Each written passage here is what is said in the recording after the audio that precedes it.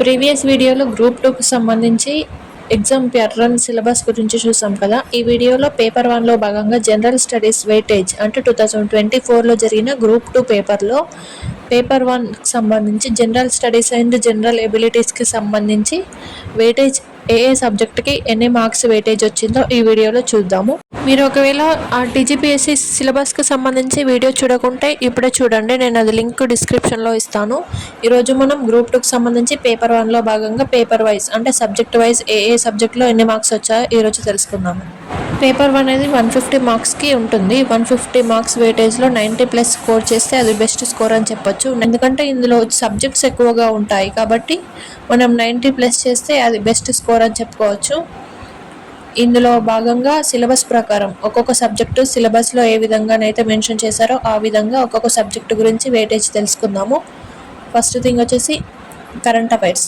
Current affairs అనేది ఈ మధ్య జరిగే ఏ ఎగ్జామ్లోనైనా చాలా ఎక్కువ క్వశ్చన్స్ అడుగుతున్నారు. 20+ మార్క్స్ అడగడం జరుగుతుంది కరెంట్ అఫైర్స్ నుంచి. కాబట్టి మనం కరెంట్ అఫైర్స్కి సంబంధించి ఒక మ్యాగజైన్ అలాగే న్యూస్ పేపర్ చదువుతూ ఉండాలి. ఈ కరెంట్ అఫైర్స్కి సంబంధించి గ్రూప్ 2లో భాగంగా 24 మార్క్స్ రావడం జరిగింది. 24 అంటే ఎక్కువ వెయిటేజ్ అని చెప్పుకోవచ్చు. కాబట్టి కరెంట్ అఫైర్స్ పైన ఫోకస్ చేయాలి. ఇది మనకు నోటిఫికేషన్ వచ్చిన తర్వాత నోటిఫికేషన్ వచ్చిన టైం నుంచి చదివితే సరిపోతుంది. ఇప్పటి నుంచి అవసరం లేదు. ఇప్పుడు ఏ నోటిఫికేషన్ లేదు కాబట్టి స్టార్టింగ్ కంప్లీట్ చేసుకోవాలి. తర్వాత కరెంట్ అఫైర్స్తో లింక్ చేసుకుంటూ చదవాలి. Next international relations and events, అంతర్జాతీయ సంబంధాలు, అవి 8 మార్క్స్ వచ్చింది. ఈ ఇంటర్నేషనల్ రిలేషన్స్ అనేది సపరేట్గా సిలబస్లో మెన్షన్ చేశారు కాబట్టి ఇక్కడ నుండి 8 మార్క్స్ రావడం జరిగింది. ఈ రెండు కలుపుకొని 32 మార్క్స్ రావడం జరిగింది. కాబట్టి ఈ రెండు చాలా ఇంపార్టెంట్ అని గుర్తుంచుకోవాలి. Next general science and science and technology. ఈ జనరల్ సైన్స్లో భాగంగా ఫిజిక్స్, కెమిస్ట్రీ, బయాలజీ అలాగే సైన్స్ అండ్ టెక్నాలజీ, ఈ నిత్య జీవితంలో జరిగే సైన్స్కి సంబంధించి కొన్ని అంశాలు అడగడం జరుగుతుంది. ఇక్కడ నుంచి కూడా 16 మార్క్స్ రావడం జరిగింది. సో సైన్స్ అండ్ టెక్నాలజీ కూడా కరెంట్ డేటాతో లింక్ చేసి అడగడం జరుగుతుంది. అది సైన్స్ అండ్ టెక్నాలజీకి సంబంధించి. Next environment and disaster management, పర్యావరణం, డిజాస్టర్ మేనేజ్మెంట్ దగ్గర నుంచి మనకు 8 మార్క్స్ రావడం జరిగింది. Environmental issues and disaster management నుంచి 8 మార్క్స్ రావడం జరిగింది. ఈ జనరల్ సైన్స్కి సంబంధించి అలాగే సైన్స్ అండ్ టెక్నాలజీకి సంబంధించి విన్నర్స్ బుక్ బెస్ట్ ఉంటుంది. విన్నర్స్ పబ్లికేషన్ నుంచి చాలా మంచిగా ఉంటుంది బుక్. సో అది చదివితే సరిపోతుంది. ఈ బుక్స్కి సంబంధించి నేను మళ్ళీ సపరేట్ వీడియోస్ చేస్తాను. ఇప్పుడు తర్వాత world geography of India and Telangana, ప్రపంచ భౌగోళిక శాస్త్రం, భారతదేశ భౌగోళిక శాస్త్రం అలాగే తెలంగాణ భౌగోళిక శాస్త్రం, ఇది ఇక్కడ నుండి 20 మార్క్స్ రావడం జరిగింది. ఇది 20 మార్క్స్ అంటే ఈ జోగ్రఫీ అనేది తర్వాత పేపర్ 2లో కానీ పేపర్ 3లో కానీ కవర్ కాదు. కాబట్టి జోగ్రఫీ మనం పర్ఫెక్ట్గా చదువుకుంటే 20 మార్క్స్ అంటే ఒక 15 to 20 మార్క్స్ ఎక్కడికి వెళ్ళవు. కాబట్టి జోగ్రఫీ కూడా చదువుకోవాలి, ఎక్కువ వెయిటేజ్ ఉంది కాబట్టి.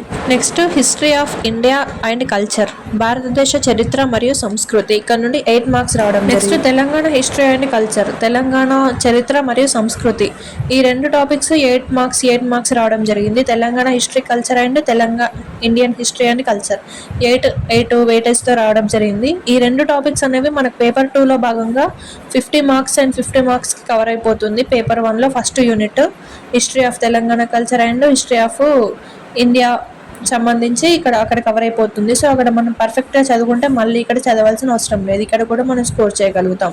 ఇది హిస్టరీకి సంబంధించి. Next policies of Telangana state, అంటే మన తెలంగాణ స్టేట్కి సంబంధించి పథకాలు, అవి ఇక్కడ నుంచి 4 మార్క్స్ రావడం జరిగింది. మనకు ఇక్కడ మేజర్గా కొత్త స్కీమ్స్ గురించి అడగడం జరిగింది. కాంగ్రెస్ ప్రభుత్వం వచ్చిన తర్వాత ప్రవేశపెట్టిన పథకాల గురించి ఎక్కువగా ఇక్కడ ఫోకస్ చేయడం జరిగింది. ఇక్కడ నుండి 4 మార్క్స్ రావడం జరిగింది. తర్వాత సోషల్ ఎక్స్క్లూజన్ నుంచి 6 మార్క్స్ రావడం జరిగింది. Next logical reasoning and data interpretation, ఇది చాలా ఇంపార్టెంట్. తర్వాత basic English 22 marks, logical reasoning నుంచి 26 మార్క్స్. ఇక్కడ రీజనింగ్ అండ్ ఇంగ్లీష్ అనేది పర్ఫెక్ట్గా చేస్తే మనకు చాలా స్కోర్ చేస్తాము. కాబట్టి రీజనింగ్ అలాగే ఇంగ్లీష్ను నెగ్లెక్ట్ చేయొద్దు. ఎవరైతే రీజనింగ్ మరియు ఇంగ్లీష్ చేస్తారో వాళ్ళే పేపర్ 1లో ఎక్కువగా స్కోర్ చేయడానికి ఛాన్స్ ఉంటుంది. కాబట్టి రీజనింగ్ మనం డైలీ ప్రాక్టీస్ చేస్తూ ఉండాలి. ఇక్కడ ఎక్కువ వెయిటేజ్ ఉన్న సబ్జెక్ట్స్ చూద్దాము. ఫస్ట్ కంప్లీట్ చేసుకోవాల్సినవి ఇక్కడ కరెంట్ అఫైర్స్ అంటే నోటిఫికేషన్ వచ్చిన తర్వాత మ్యాగజైన్ తీసుకుంటూ మంత్లీ మ్యాగజైన్ చదువుతూ ఉండాలి. తర్వాత ఇక్కడ జనరల్ సైన్స్కి ఎక్కువగా వెయిటేజ్ ఉంటుంది. తర్వాత జాగ్రఫీ, తర్వాత ఈ logical reasoning, analytical reasoning, data interpretation, next English.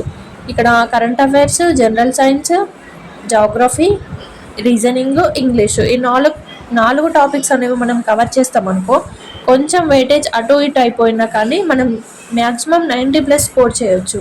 So paper 1లో ద బెస్ట్ స్కోర్ చేసిన వాళ్ళం అవుతాము. ఇక్కడ హిస్టరీ అనేది మనకు పేపర్ 2లో కవర్ అవుతుంది కాబట్టి ఇందులో కూడా మనం కవర్ చేయగలుగుతాం. అలాగే పాలసీస్ అంటే మనకు చదవగలుగుతాం, 4 మార్క్స్ కాబట్టి మన పథకాల గురించి చూసుకోవాలి. ఇక్కడ సోషల్ ఎక్స్క్లూజన్ అంటే సొసైటీలో ఇది కవర్ అయిపోతుంది. సో ఈ విధంగా ఒక్కొక్క పేపర్ను మేనేజ్ చేసుకుంటూ చదవాలి. నెక్స్ట్ వీడియోలో మనం ఈ పేపర్ 2కి సంబంధించి వెయిటేజ్ గురించి కూడా చూద్దాము.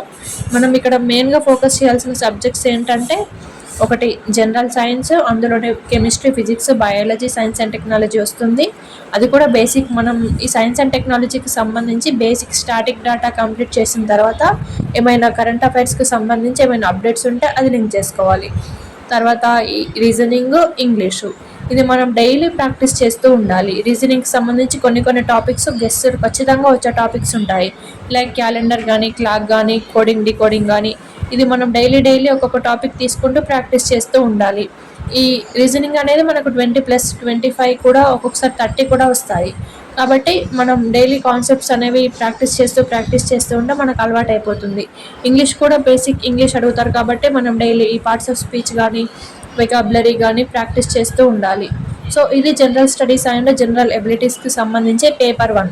ఈ పేపర్ 1 అనేది 150 మార్క్స్కి ఉంటుంది. మనం ఈ విధంగా చదివితే ఎక్కువ స్కోర్ చేయగలుగుతాం. ఫస్ట్ ఎక్కువ వెయిటేజ్ ఉన్న టాపిక్స్ ఫస్ట్ మనం పేపర్ సిలబస్ అనేది మన చేతిలో పెట్టుకొని, మనం ప్రీవియస్ పేపర్లో ఏ టాపిక్కి ఏ సబ్జెక్ట్కి ఎన్ని మార్క్స్ వచ్చాయో అక్కడ రాసుకొని, ఆ విధంగా ఎక్కువ వెయిటేజ్ ఉన్న టాపిక్స్ ఫస్ట్ కంప్లీట్ చేస్తూ ప్రిపేర్ అవుతూ ఉండాలి.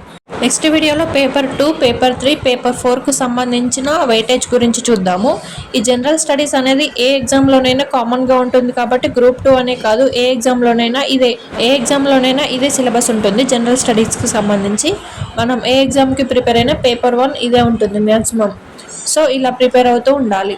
ఒక్కటైతే గుర్తుంచుకోండి ఫ్రెండ్స్, ఇప్పుడు నోటిఫికేషన్ లేదు అంటూ నెగ్లెక్ట్ చేస్తే మాత్రం చాలా నష్టపోతారు.